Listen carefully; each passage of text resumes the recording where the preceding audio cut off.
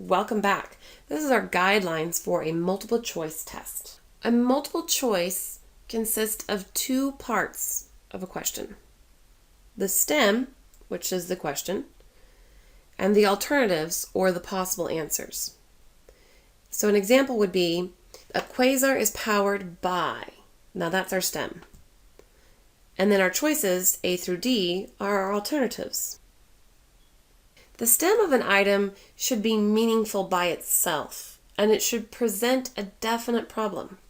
The stem, our question, should include as much of the item as possible and should be free of irrelevant material. Again, we're not trying to suss out whether they can see through our tricks, but whether they can apply the actual knowledge that we're trying to evaluate. Avoid the use of negatives. Use a negatively worded stem only when it's significant to learning outcomes that require it. All of the alternatives should be grammatically consistent with the stem of the item. That means if you have a past tense question, your answers should be in past tense form. All the alternatives should be homogeneous. Again, don't throw in some random give me answer like, hey, this doesn't really match. You should supply at least 4 alternatives, and usually not more than 5. The alternatives should be presented in some type of order, like alphabetical, numerical, chronological. Each item should only contain one correct and clearly the best answer.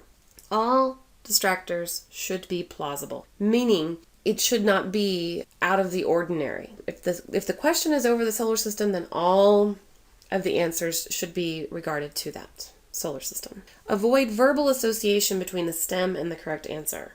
Alternatives should be approximately equal in length, and the correct answer should appear in each of the alternative positions approximately an equal number of times, but, here's the kicker, in random order.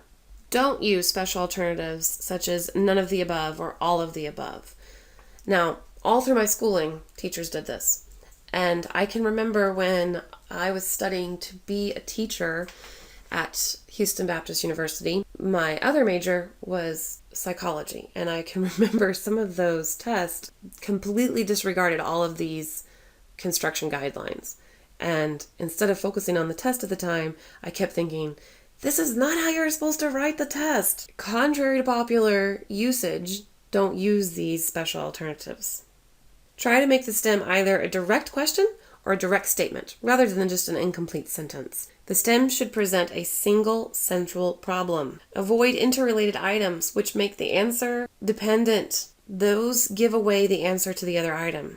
Use the items on whose correct answers most experts would agree. Pause here and take your multiple choice construction test. See if you can figure out from the guidelines we've given you how well those are constructed.